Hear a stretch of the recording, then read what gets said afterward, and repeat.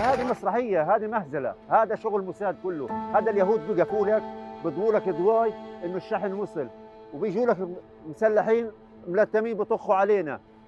في ناس ماتت كثير قتلى.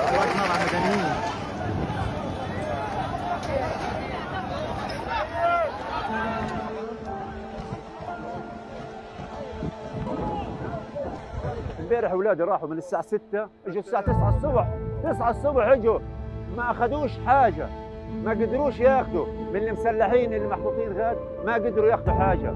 الاشي مدبر لناس.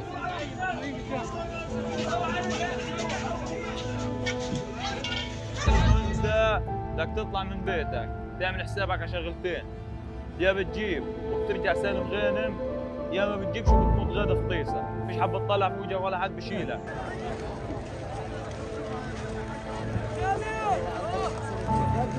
انا امبارح قدام عيني سكاكين ومواس وطلاق وطاخ، كله على الناس الغلابه. مرات بدخل بستفدش، بقدرش اجيب كيس لطحين، وفي بقدر بيجيبوا لي معاه سكينه قنبله مسدس بسيطر يجيب، واللي بيبقى حامل كيس طحين على كتفه وتعبان فيه بيجوا ناس عصابات من ورا بطعنك سكينه وبياخذ الكيس من كتفك بيسرقوا.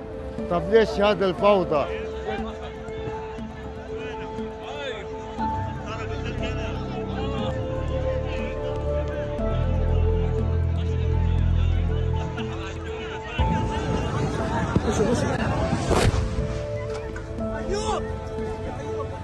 لم نحصل على هذا الطعام، لأنه عندما نصل عند المساعدات الأمريكية لم نأخذ هذه المساعدات بسبب إطلاق النار علينا. الفوضى هذه بتيجي بعدم النظام.